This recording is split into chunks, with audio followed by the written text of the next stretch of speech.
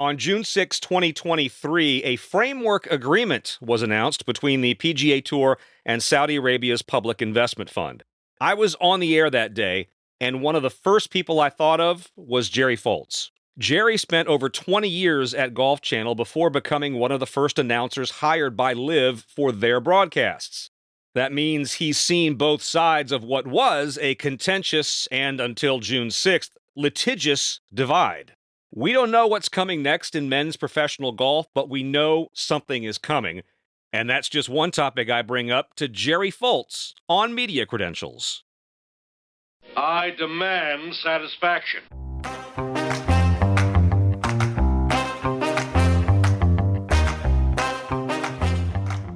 My name is Whit Watson, and this is Media Credentials. I'm a sports announcer who's worked a lot of places. This podcast will peel back the layers of sports media and show you how the sausage gets made. Through interviews with industry pros and my own experience, you'll understand why you're seeing what you're seeing and who's responsible for it. Your media credentials have been approved.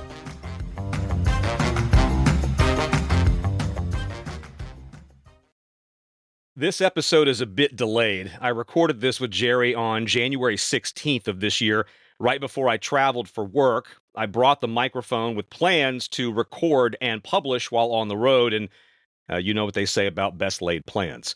Jerry Foltz is a golf lifer. Playing on munis in his hometown of Las Vegas, he went on to a stellar amateur career, to a pro career on what is now the Korn Ferry Tour, some stops on the PGA Tour, and then over 2 decades as a golf announcer. Jerry and I worked together a lot at Golf Channel, usually when I was in the tower at 18 and he was on the ground as a walking announcer.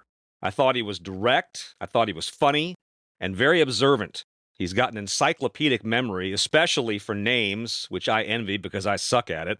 He currently works in the booth for LIV Golf alongside Arlo White and David Feherty. In this episode, we talk about his path to broadcasting, that decision to join LIV, and thoughts on where professional golf is heading. Jerry, I've been talking about having you on this podcast ever since I started doing it, and it's been such a long time that in the interim, you've started your own podcast. You're now a podcast co-host. First of all, how you doing?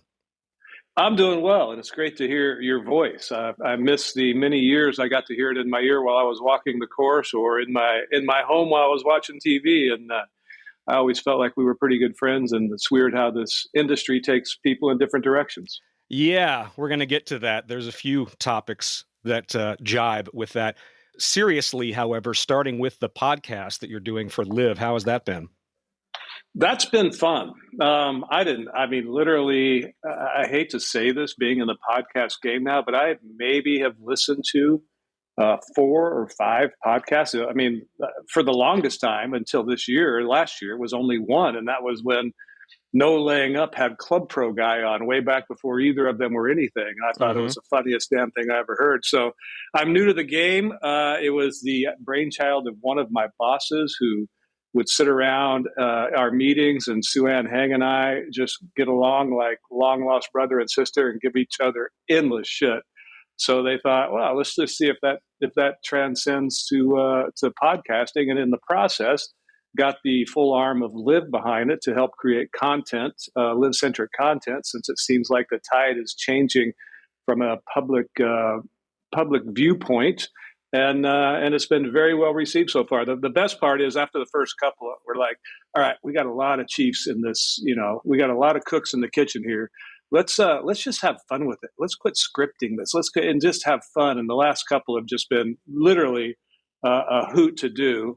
In all seriousness, we were a little reluctant to record something because of the situation between LIV and the PGA Tour. They were in court, and then that situation changed dramatically. And I know that when the framework agreement was announced, I felt almost a sense of relief because we as announcers had fewer eggshells to walk on. Did you kind of feel that way as well?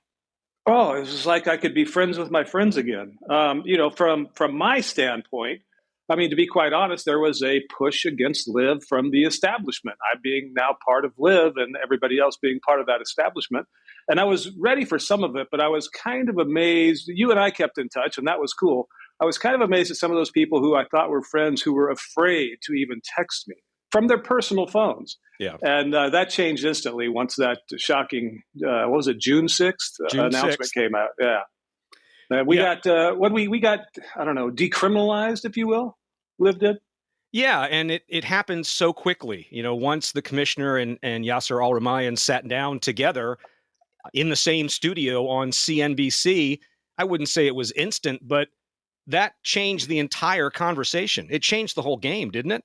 It absolutely did. I got a little funny story about that you might enjoy. I was, Karen Stupples, my lifelong love, is still commentating for Golf Channel and NBC for LPGA. And since we went from working 20, 25 events together a year to working 0, we never got to see each other. So I would travel to a lot of her events. And after a while, after I felt like the storm was beginning to settle a little bit long before last June 6th, I would text and ask her bosses if I could maybe drive her cart or do yardages for her, do something while I'm out on the road with her besides sit in the hotel room. And they all felt, it's just a little too soon. You might be a distraction out there, with your profile with LIV and all that. And then the final time I texted, it was to Mark Loomis, who's no longer with Golf Channel. I said, I'm here. Do you mind? She doesn't have a yards guy. Because, if it's okay with you, we'd rather you didn't. And then that announcement came out. It wasn't 5 minutes after they went off the air, I texted Mark and said, can I drive her cart now? How about now? He thought that was hilarious, as did I. But yeah, to reestablish those connections with the people I still have great respect for has been probably, for me personally, the best thing that happened on June 6th. I'm going to come back to that at the end. Let's go back to the beginning. You're from Las Vegas. And I can relate to that because I'm from Orlando. We both grew up in places where everybody's a tourist. What did your parents do in Vegas? Dad worked in the gaming industry, which sounds really cool. He literally, when I was growing up, mostly he was a blackjack dealer. Then he started doing craps and eventually worked his way up that little, ladder as an employee to become a floor man or I don't think he ever made a pit boss, but one of those guys who stands back there in the suit who you really can't tell what they do, but they look important. That was what he did. And mother she was a school secretary, and we were a blue collar family, and we had meager means. But when you're a kid, that's your world. You don't know there's another side. There are rich people in town, but you don't know the other side. And it was your world. And they worked their tails off to give us 4 children every opportunity they could. How did you find golf? Dad loved golf. He grew up loving golf, and at one point, he used to shag balls for the original Tommy Armour, believe it or not. He grew up in Kentucky. I don't know how he got into golf, but so he would always play on the weekend with his friends. And one time I was 5 or 6 years old, I guess, just to get me out of mom's hair, because I was the baby of the family and the one always the most labor intensive by that point. Took me along with him. He let me hit one shot on a par 3. And next thing you know, my uncle's cutting down clubs for me, like a 3-iron and a 9-iron or something. And I would go to the municipal driving range with my dad, and he would bribe me if I could hit this or hit it past that. I would get, a nickel or something. And I just kind of got hooked. I think it was being the baby of the family and only team sport I played was baseball, and just basically wanting to get out of the house and get out of the neighborhood and go. And I kind of fell in love with it. From there, you were an accomplished amateur player in Nevada. You were all conference at the University of Arizona. And I know how much you love talking about yourself, so I'll stop with your resume. But was there a moment or an event, maybe a conversation or a combination of those where you stopped and thought, I might actually be good enough to turn pro? Well, in Nevada, you would win state or Southern Zone or something if you had a matching set of head covers. It really didn't take a lot of talent back then. It was a small state. But, going through high school, nobody in my family had ever attempted college. And I'm not sure what kind of goal it was at the time, but I didn't want to go to work. I didn't want to go work in the gaming industry, which is where I was headed if I stayed in Vegas. I'm sure I would have done okay in it because I love being around people who are there to have fun, which is kind of why I think golf has been so attractive to me. But so I got recruited to UNLV, and I kind of committed there. Back then, they weren't a golf school at all. And it was long before any internet or anything. So I finally had this coach call me out of Waco, Texas, McLennan Community College, a guy named Jimmy Clayton, who said, would you consider coming here to play? We got a pretty good school. And I go, what do you mean? He goes, it's a 2-year school. We finished second, third, or fourth in the National Junior College Tournament the last 7 years. I'm like, heck yeah. And he said, oh, by the way, drinking age is 18 in Texas. I'm like, yep, sign me up. Took a recruiting, sort of a recruiting trip, and signed up. From there, transferred the next year because he had ended up getting the job that year for the University of Texas. And the previous coach, George Hannon, had committed all the remaining scholarship money. And Coach Clayton wanted me to come with him, but we had no money. I couldn't afford that. And the last scholarship he had given, George Hannon had promised out. Guess who it went to? I can't imagine. Brandel Chambly. You know what? Somehow I knew you were going to say that. Brandel Chambly took the last scholarship. Chambly. Yeah, I love Brandel. I respect Brandel. I think he's the best in the world at what he does, even though I disagree with almost all of it. But I love him to death. But the guy's been a pain in my ass since 1980. That is fantastic. Coincidentally, as I was getting ready for this, we are recording on January 16th. Tomorrow, the 17th, is the 29th anniversary of the day that Golf Channel went on the air in January of 1995. Wow. Complete coincidence. You described your broadcasting career in another podcast as something you backed into after a mediocre playing career. So you tell the story. How did you get into broadcasting? Well, first of all, I think that's an extremely accurate portrayal, to be quite honest. When people say, hey, thanks for saying nice things about me on the air, I say, my job is to call them as I see them. If you're an asshole, I have to say that too. But I lived in this little alcove of the Phoenix area at the time that happened to be one of the 40,000 homes. That's what they launched in. Golf Channel launched in 40,000 homes. I mean, that is a rounding error in Odessa, Texas. Right. 40,000 homes. And it was a paid channel. And I happened to be in one of the areas in Phoenix that it was offered. And I can't remember if I signed up or not. And this was dial-up internet days. It wasn't like you could bootleg the signal and watch. But I heard about it, and I just thought it was interesting. And then 1994, I was playing Q School Finals, and the whole Golf Channel crew was there, including Kay Cockrell. And I was the only person I really knew or had met, and they were there practicing. They did a full broadcast for the Q School Finals in 1994 as a dress rehearsal for their launch in 1995. Yep. And I was just curious. I asked around a little bit, didn't know much, and then the second tournament they put on the air was a now Korn Ferry event. I guess it was a Nike Tour event at the time. And I was playing in it. And then I went over to, I think we were in Florida somewhere. And I heard that guy's the guy in charge. And I went over to say hi, introduce myself, say I've been out here a few years. I just hope you guys, I wish you the best of luck. I think this is really exciting. And if there's ever anything I can do to help, let me know. I certainly wasn't looking for a job. I was just trying to be supportive. And he introduces himself. His name's Keith Hirschland. Mm-hmm. I'm like, holy shit, that rings a bell. I go, are you from Reno? He goes, yeah. I go, I'm from Vegas. I go, your brother Mark? He said, yeah. I said, I played junior golf against him. I said, matter of fact, you were our chaperone way back when we played the Eddie Hogan's Cup in Portland, Oregon, because the director of the State Golf Association had other commitments, and he put Keith Hirschland as our chaperone. Now, that was in Keith's party days. He doesn't remember even going to Portland, but he was our chaperone. And sure enough, the next day I'm out playing in the Pro-Am, and he came driving up in a cart with somebody else, and he said, hey, were you serious about helping out? I said, heck yeah.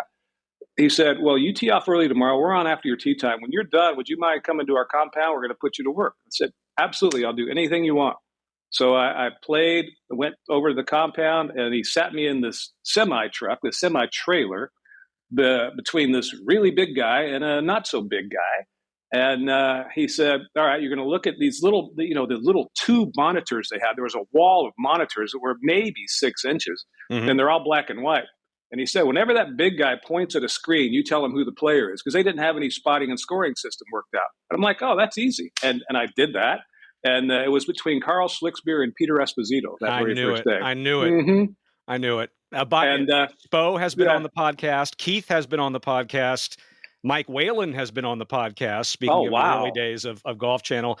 Strangely, Keith didn't tell the story about chaperoning. Maybe he has forgotten. I'll have to get him back for a part 2. But anyway, I interrupted you. Yes, I had a feeling no. it was going to be Spo and Carl in the front row. I had a feeling. Yeah, and two great people who I love dearly. And anyway, I was hanging out in the trailer afterwards with the gang, the production gang, and he hands me a sheet of paper that basically is almost like a 1099, but it's not. It's just name, address, phone number, and then your social security number. He goes, here, fill this out, and we'll pay you $50. And I'm like, I just handed it back. I go, hell no, that was fun. I'll be back tomorrow if you can use me. And therein it started, the next tournament. And I hung around the guys that week and partied with the crew a little bit.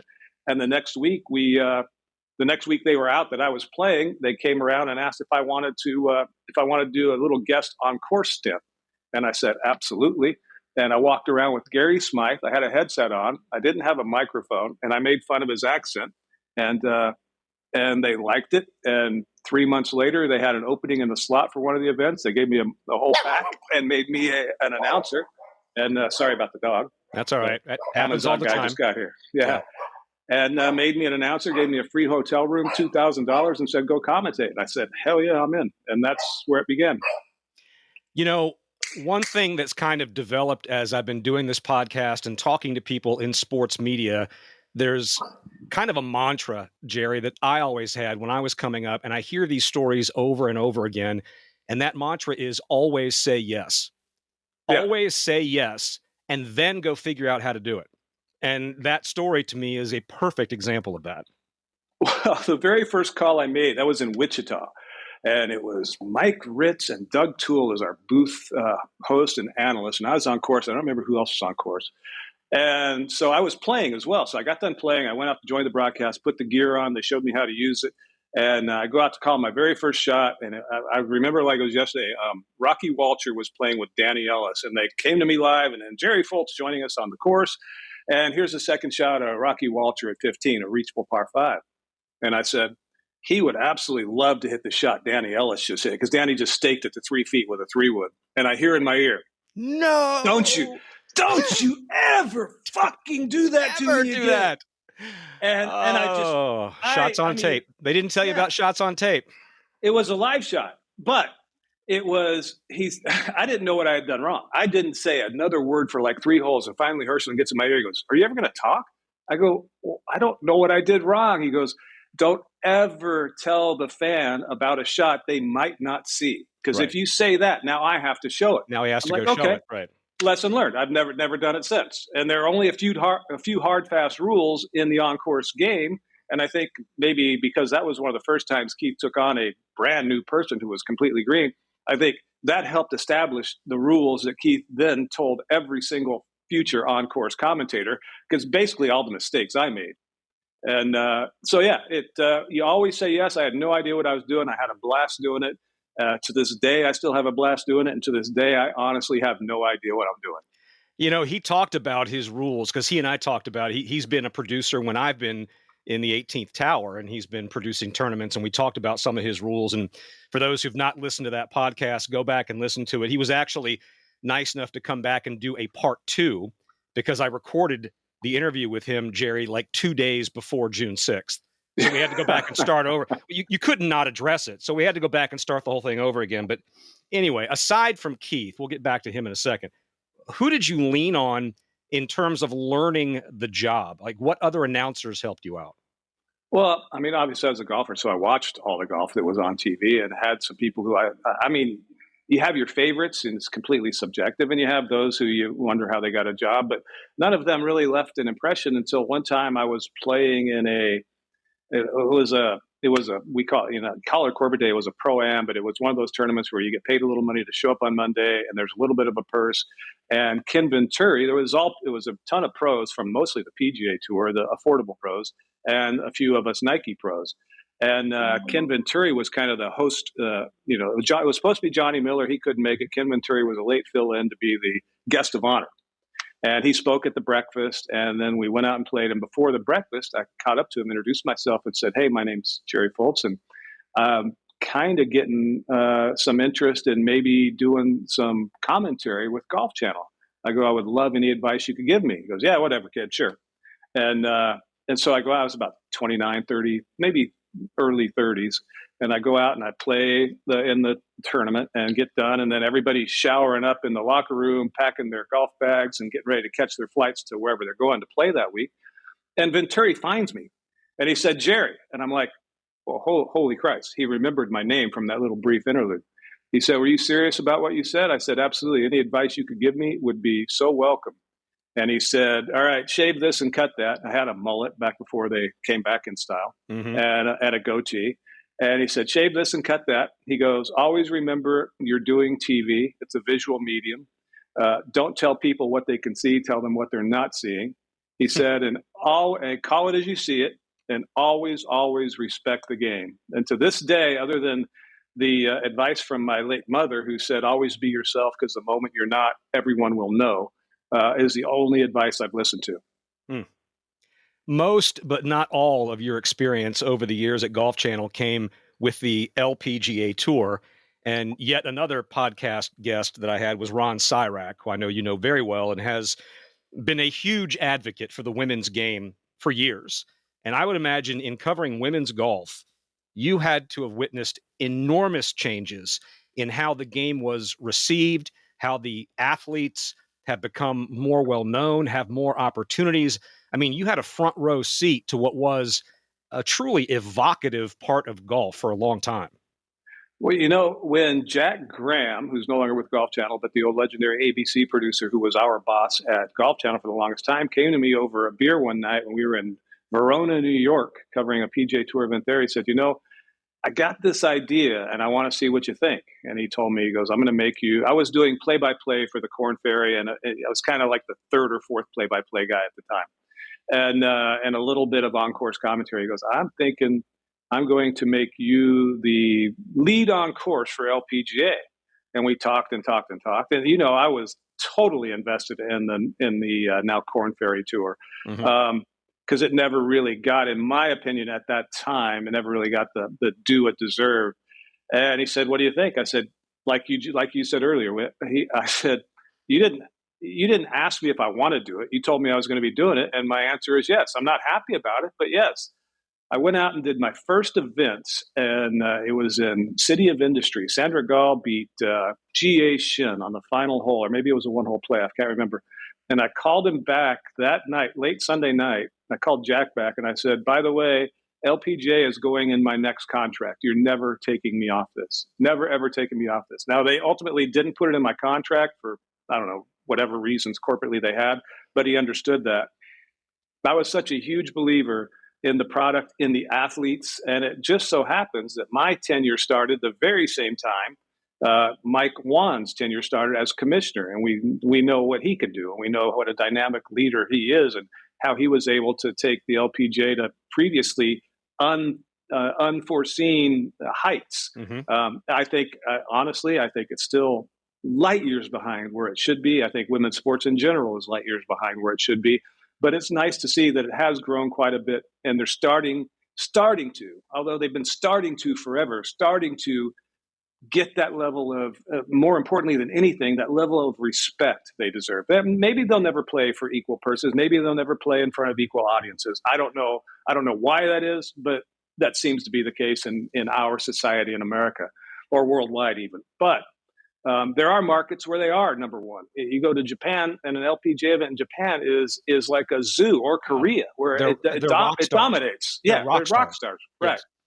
Yes. And I saw it grow a lot. I saw some incredible stars. I saw the arrival and departure of stars like Yanni Sen and to an extent NB Park and many, many others who were once dominant for a very short spell, but extremely dominant, which it doesn't have right now, but you never know when that next person breaks out. But in general, I think from a 30,000 foot point of view, I was passionate about the LPGA. I'm still passionate about the LPGA and women in sports. And I wish them nothing but the best. I'm still the biggest fan they have. Do you think that the LPGA benefits from having a dominant player? That kind of triggered a thought in my head, because I did a lot of those events as well. And there was a lot of interest around Yanni Sen, for example, a lot of interest Sayri Pak when she was at the top of her game. Annika, haven't mentioned her name yet. Do you think that women's golf benefited or benefits when there is a dominant number one? I think, and I think that's the reason Tiger single-handedly was able to bring the PGA Tour to incredible heights. And I think Jack and Arnie were both once dominant before. There's always been that kind of dominant person to with the target on their back. And Karen said it best to me the other day. We were talking about it. And she said, a dominant player gives everybody who watches, somebody they're familiar with, somebody they can root for, and others, somebody they can root against, either love them or love to hate them, but they have that one consistency through it. And I think everybody benefits from that. I don't know if it grows the audience, but it makes the audience want to come back. It makes the audience more consistent. And I don't think it's necessary because you can't manufacture it. And the level of talent in women's golf is higher than it's ever been in history and will continue to be that way. But I certainly think it helps market the product. I was always envious of the walking announcers because if you're the play-by-play guy, you're in a booth and you're calling golf off of a television monitor. You guys got to listen to a lot of conversations and actually meet a lot of these players and caddies and their teams. Who are some of your favorite players, male or female, to follow on the golf course? Before I get to that, I'm going to go back to the last question one first time, because you mentioned that you had done a lot of those tournaments as well. And I remember us sitting around the hotel bar Sunday night in San Francisco. And that's where, after Lydia Ko hit that incredible shot up the hill, out of a rough, downwind, front pin, rock hard green, that she couldn't keep within 80 feet. She got it to about 4 feet, and that's when you termed her a golfing savant. And to this day, she's still referred to that way because Whit Watson coined that phrase, and she was a dominant player, and she might get back to that. Yeah, but it's not quite better than most. But if that's what I left, then that's fine. It left an impression. It left an impression on those of us who heard it, and others have now since heard that story many, many times. But and going back to that question, I forgot your next question. Oh, just talking about the players and caddies that you were up close and personal with, male or female. Like, who are some of the fun ones to follow? Mel Reid, my favorite, absolute favorite LPGA player to walk down the fairway with, because absolutely nothing we talked about could ever be told in public. I mean, absolutely nothing. She's one of the guys. Both the Corda sisters were always really cool to me. As time went on, Nelly got a lot more famous and maybe a little more guarded. But Benji Thompson, who caddied for no relation Lexi for the longest time, he was hands down one of my favorite caddies because, as you know, the caddies signal you the clubs that the players are hitting, and he came up with some very creative signals for some of the clubs, especially the gap wedge. So Benji was always one of my favorites. There's so many good ones that when I had some great encounters early in my career with Tiger and Steve Williams. I had a number of great ones with Phil on the golf course where I would unplug my microphone so nothing could be heard. Right. Those are the types of things that I miss. I totally miss that with LIV Golf because I'm in the booth and my access to the players, although we often stay in the same hotel and we're around them a lot, I don't get that kind of access where you're walking down the fairway talking bullshit. And I miss that. I missed so much of that. That was a question I was going to save for later, but since you brought it up, as you are now in the booth, as opposed to being on the ground, and I've been, as you know, in the production truck at a LIV event, I could write a blog about it. Massive operation. You've got to have cameras and coverage on all 18 holes because of the format, the shotgun start. You're in the booth with David Feherty and Arlo White. So how does that change? What complexities have been added to your job because you're no longer on the ground? Most of them are self-appointed complexities because when we started that very first week in London, David wasn't with us yet. It was Arlo and myself and Dom Boulay. And on the course, we had the only person on the course that week was Sue-Ann Heng. And the bosses had come to us and said, all right, here's kind of what we see as a general overview of how this is going to go. Mm-hmm. But for the most part, we don't want to give you any marching orders because we want you to go in there and find your way, because they didn't want to script us. And we had so much fun that first day. We are just giving each other grief. We're talking about anything but the shots at times. And we got done and we're, figuring, oh, heck, we're going to get scolded. And the bosses are like, that was absolutely awesome. More of that tomorrow. And we've had nothing. Most of our feedback from that very first day has always been centered around more of that dialogue. They feel that the announcers are part of the entertainment, and they don't ever want to make us feel like we're handcuffed to follow their hard and fast rules. It drives Keith crazy at times, and sometimes it drives me crazy because I got so many years in that structured way of doing it. But it's a lot of fun. My complexity of my job are simply, and like I said, they're self-appointed because once David came along, and there's three of us with open mics, and then 2 or 3 people on the course with open mics who are encouraged to join in at any time they want.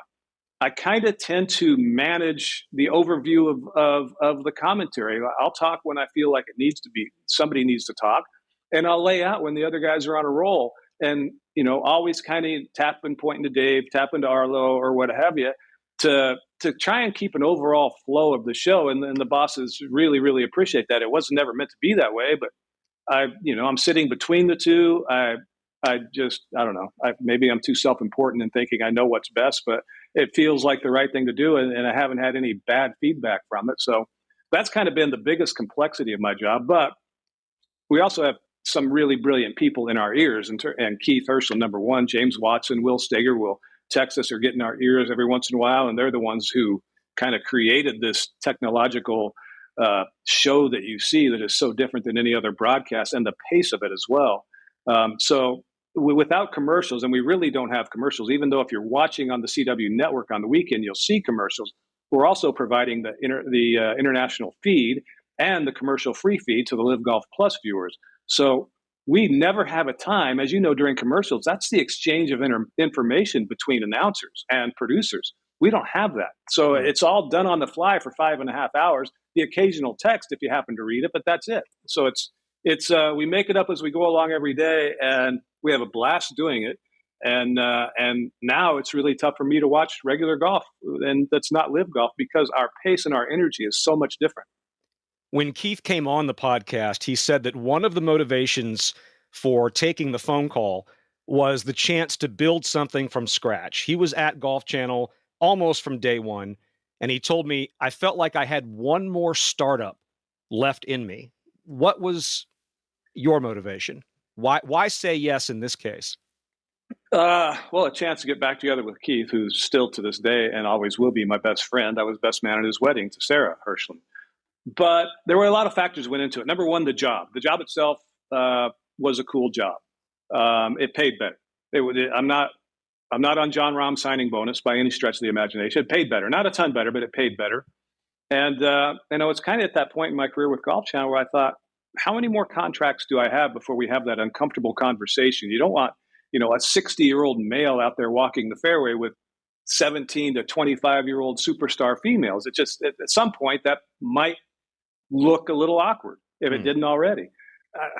I don't know, maybe I had drank the Kool-Aid of everything I was hearing about LIV, and I never really even entertained the thought of having that conversation, and Keith knew it.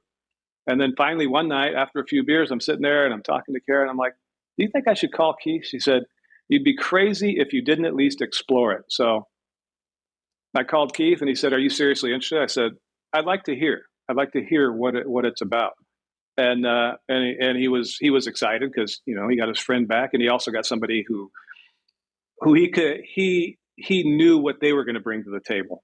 And so the next day they called up and we talked about LIV. We talked about the format. We talked about me and James Watson and Will Steger, and talked about everything involved with LIV. And they said, and at that time they had not signed any announcers. And they said, what will it take?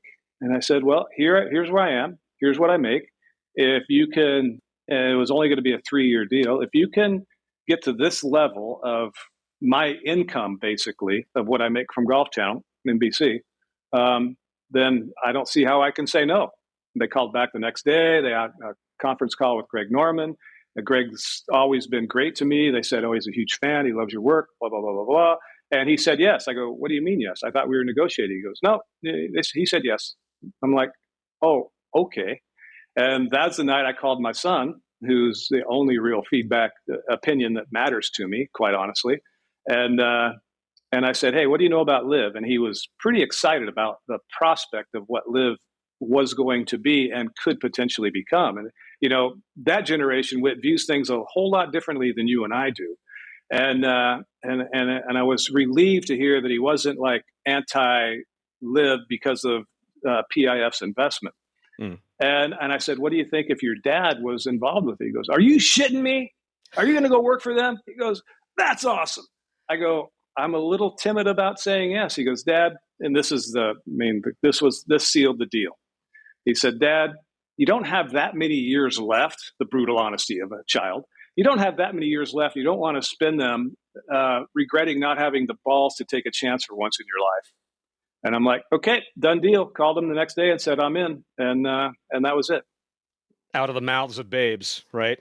25-year-old babes in this case. Exactly. But surely there had to be some tough conversations with people at Golf Channel after that, right? Oh, yes. Well, first of all, it was already well known that Keith was producing. So I think it didn't catch him totally by surprise. And I still had 6 months or 8 months left in my contract when I called Ben Don. And I said, it was a hard decision. It was a hard call to make. 27 years and you're just kissing it goodbye for this unknown entity. I mean, literally, 2 guys on a Zoom call was my introduction to LIV.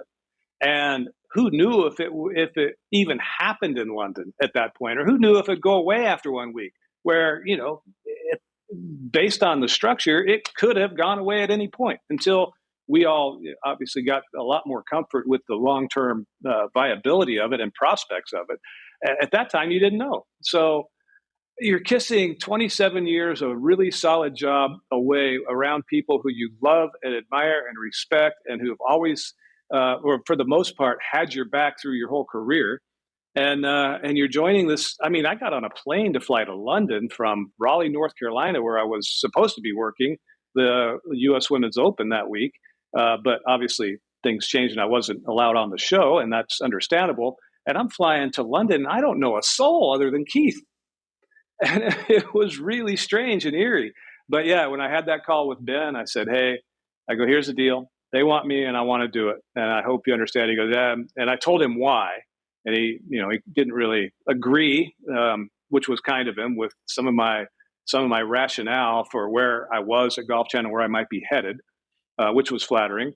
And then I said, there's 3 scenarios here. One, you can say no because I have to serve out my contract. And I'd already had a contract in place with LIV that had that contingency, any of the contingencies. I said, one, you can let me do 4 of the events and then I'll still work the 4 for which I was scheduled that conflict with the LIV events. Or, and my preference would be, you let me out of my contract and I go to work for them full time. And it was like a day or 2 later, Karen and I are driving up to cover the U.S. Women's Open in Pinehurst. And I got the call from Loomis saying, hey, if this is what you want to do, you've earned the right to do it. So we're releasing you from your contract and we wish you nothing but the best. And that was a surreal moment of fright and excitement at the same time. As you and I both know, Keith is a student of the game, and he is a, shall we say, vociferous critic of how sports are often produced on television. And one other thing he told me during the podcast was, he saw this as a chance to do it the way that he thought it should be done, talking about the television broadcast. So what are some areas of the LIV broadcast that you think differ on purpose from traditional broadcasts? Oh, there's a million. I'll take it from Keith's perspective first. Number one, you won't see a guy lining up a putt unless he's in or near the lead on Sunday, unless he's contending or his team's contending and it's a huge putt. You won't see a guy walking around lining up a putt for 40 seconds to a minute. And the last thing you'll ever see is a guy missing that putt and walking to the putt, marking it, remarking it, and tapping in after another 30 seconds to a minute while he walks off the green and we follow him so they can show a lower third scorecard. Keith will not show a tap in unless it's late in the tournament and it's absolutely crucial. So we always keep going. I don't know, we show 2 or 3 times as many golf shots per minute than everybody else. And that's a big part of how Keith always thought it should be. And I couldn't possibly agree more. From a technology standpoint, that's just one of the many aspects that Keith brought to it. From a technology standpoint, none of our none of our technology, very little, if any of our technology, takes you away from the action, meaning we don't show these full screen graphics and tell stories over them to take away from the action. Almost every one of our technological improvements to the show happen over a live shot, including the immense amount of information that's scattered about the screen that is so different from what we're used to, but is so normal for other sports and other entertainment products. And so many of our graphics are inserted over the live shot, the snow cone, the score, basically it's the three zones of where the tee shot might be going and what the scoring averages are for there, or the putt line, or we have the landing zones or any of this or that. And they're able to basically put those in over a moving live shot, which is incredible. I think the hugest improvement to our coverage, if you just go straight up 1-to-1, is our leaderboard. We call it the pylon. It's on the left side of the screen. It is constantly live. We have an interface to where we cannot lie to the viewer. If we're going to show a tape shot and it's for birdie and the guy makes it, if you're paying attention, as most of our viewers have come to accept, he's already gone from 3 under to 4 under on the left side of the board. And we don't try and lie to you and say, pretend like the shot is live, even though it's taped, like so much of golf is taped. Has to be taped. And so I think that is the biggest thing, is that constant moving live leaderboard, much like F1. It was designed after that. That pylon, I think, is amazing. But I think that is, if there's one huge difference in our coverage compared to traditional coverage, that pylon is probably it. And one more sort of inside the weeds question. I mean, in fairness to the, quote, traditional golf broadcast, you guys can afford to put that information over a live shot because you got 80 cameras. Like the other networks are operating with 12 or 15 or 20 or whatever it is, if it's a major championship or a big event. So, I mean, that's a luxury, right? The amount of equipment that you've got, the number of sources that you've got is pretty much unprecedented. Other than majors and the Players' Championship, it's 100% unprecedented. Yes, and it's a huge luxury. It's awesome, actually. It's awesome the amount of resources that are put into the product to build that establishment for what is going to, or has already, but is going to keep reshaping the game of professional golf, and especially from a viewership standpoint. It's awesome. I think we started in London with 54 cameras, which, nice little coincidence there with LIV.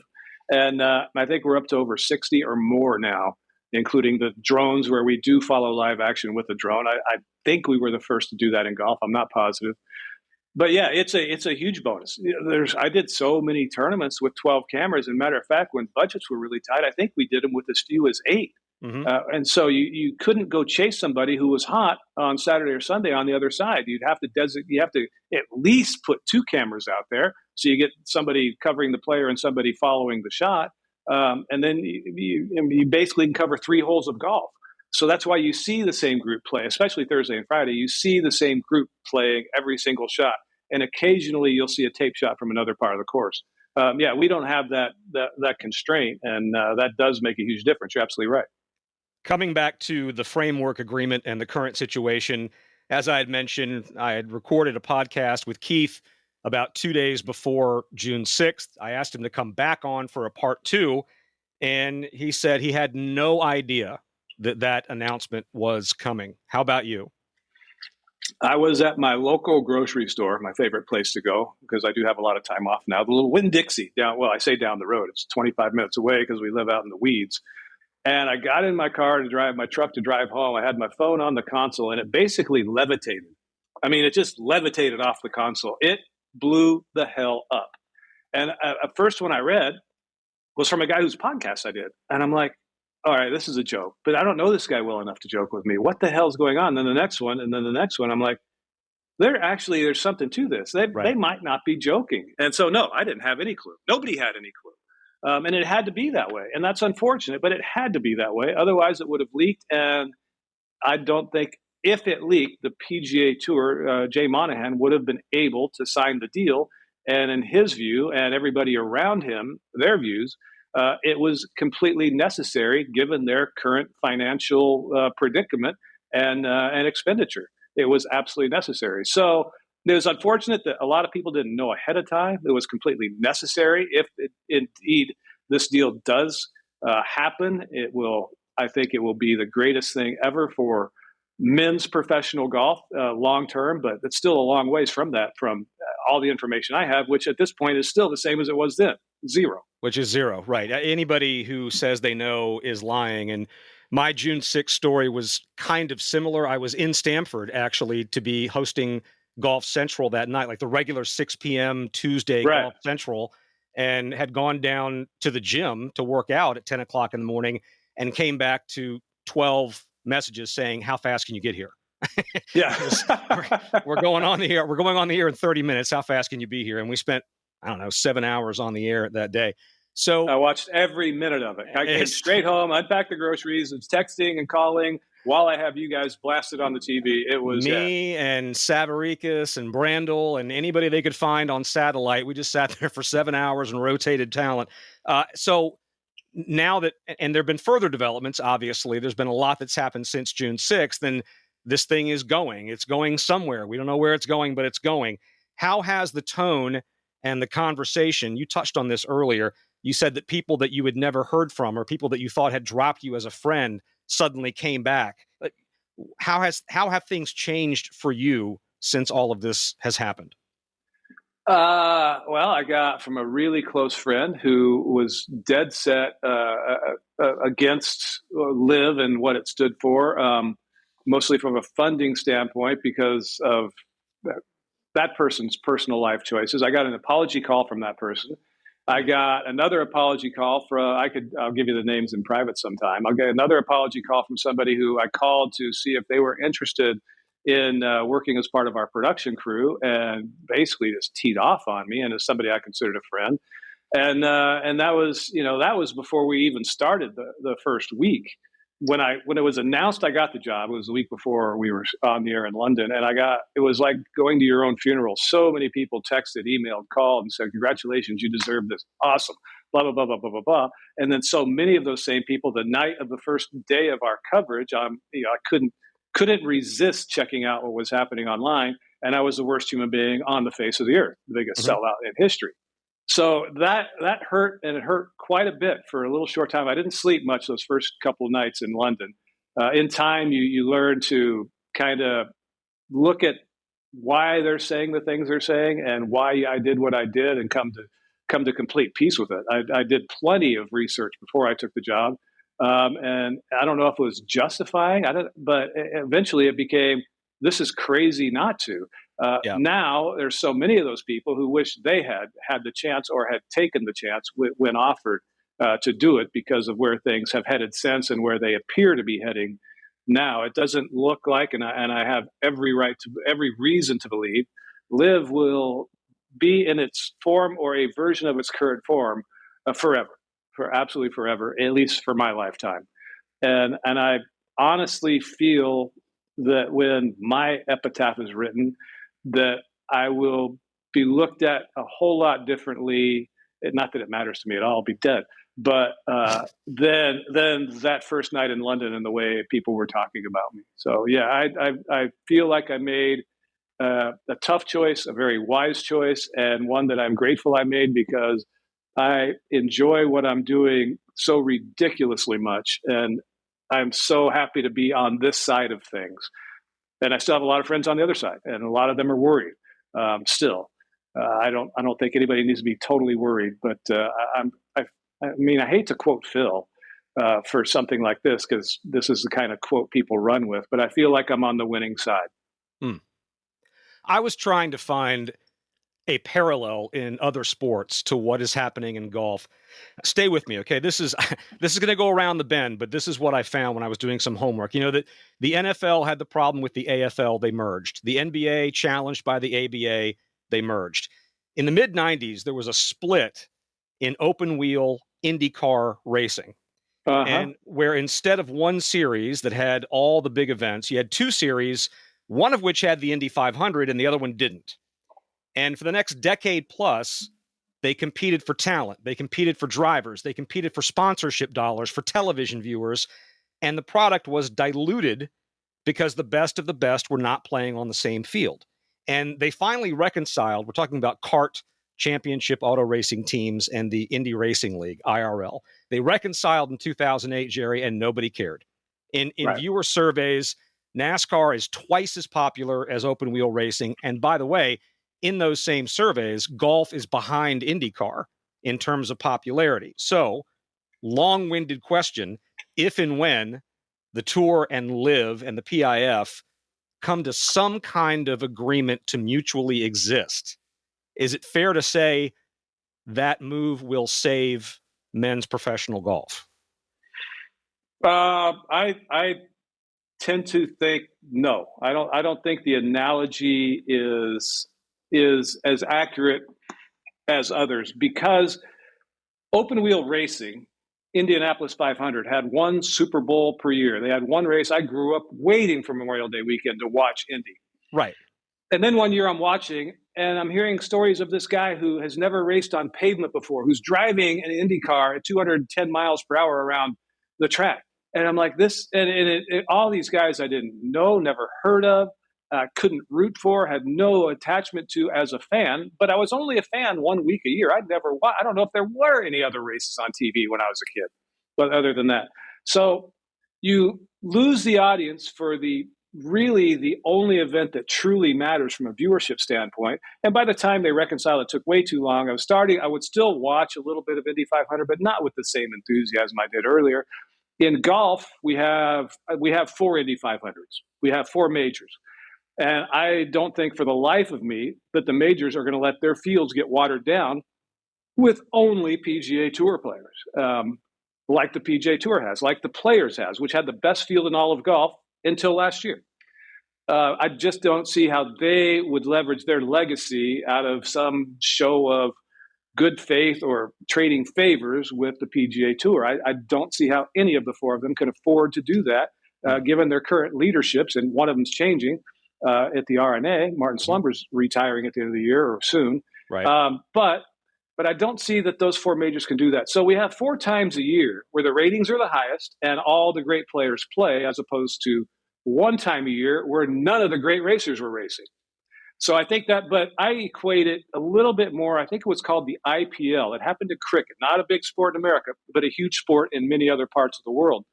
And a group heavily funded, I think it was funded with Kerry Packer, Greg Norman's friend, had this idea. Cricket's 4 and 5 days test matches, the only form of cricket that existed, wildly popular in the countries where it was, but completely a snoozer everywhere else. And he had this idea, let's change it to a little more, viewer friendly and fan friendly. Let's make it a 1-day game. They created, I think it's, 50 overs. So 6 pitches, 300 pitches per side. And one team bats all 300 pitches or until they're all out. And then the other team bats, highest score wins, it's over in 1 day. And they offered a shit ton of money to the players compared to what they were making to sign and come play in this very limited league. I don't know, it was 8, 10, 12 weeks or something like that. And all of the powers that be, all of the institutions that were governing bodies or stakeholders within cricket were all up in arms and said, this is the worst thing ever. It's going to ruin the game. It's terrible. But yet all those players still signed because of the money. Cricket is now, because of that, has even spawned off to a 2020, a smash type fest where there's only 20 overs or 120 pitches. And it happens in 3 hours, much like an American baseball game. And it's fun to watch. I watched one last night. But cricket is more popular worldwide by an exponent I can't even say, compared to what it was back in the days of just a test match. So I feel we're a little more closely aligned with that than we are the split of the open wheel racing leagues. Because, I haven't watched an open wheel race in forever. And now F1, in terms of open wheel racing, is the only product that really seems to matter. And we have a lot of similarities to that product as well. Last question for you. What do you think is the most likely outcome? You talked about the fact that you think LIV is here to stay, that the team aspect is here to stay. And I know you don't have any more insight than anybody else does, but based on your experience and your knowledge, what do you think is the most likely outcome? The most likely outcome to me is that there will be a truce between the PGA Tour and LIV. I don't know if either one gets fully integrated with the other. But I can see a day, and I would like to see a day, and I hope this happens, where LIV has their 12, 14, 18 events a year. The teams have more than 4 players so that you can field your best 4 for each event. The teams are always going to be the biggest part of what LIV Golf is, and give those fans who have an attachment to those teams a rooting interest. And then the guys who aren't playing are free to play somewhere else that week on any tour for which they have access or which they're given access for that week. I think eventually, maybe I'm a little Pollyanna-ish here, but I think eventually those 10, 12, 14, whatever LIV events are going to be viewed as the elevated events. And the rest will be obviously huge and important. And then, of course, everything centering around the 4 majors. I think that's where it's likely going to end up in time. I don't think we're anywhere near that right now because there's too many butthurt people in the entire world, our current ecosystem of professional golf. So I think that's where it's headed. I have no insight into why I think that, other than just a feel for the commitment that is behind LIV and the traction we have made in a very short time with audiences worldwide. Not so much here in America, or not quite as much here in America yet. We will, but worldwide, the audiences are through the roof.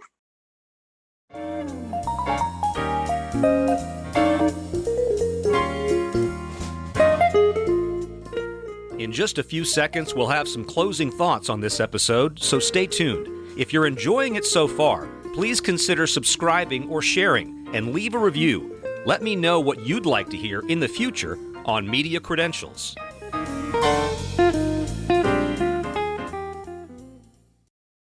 In case it wasn't obvious, Jerry and I are good friends. He and Karen Stupples have welcomed my wife Tracy and me into their home and vice versa. I'm also friendly with Keith Hirschland, who produces LIV broadcasts and was a guest on the pod. I'm friends with a lot of people who work for LIV behind the scenes. As Jerry said at the top, this industry can pull people in different directions. I suppose that's true anywhere. The real world is complicated. It's messy. It's non-binary. And more than one thing can be true at the same time.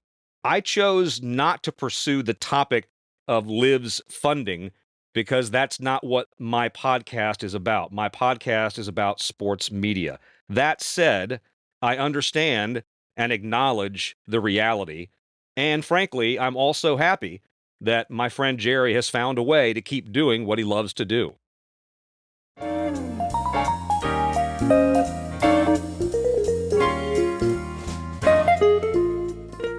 Thanks again for listening to Media Credentials. For examples of my work, including video and audio clips, a blog, and my contact page, check out whitwatson.com.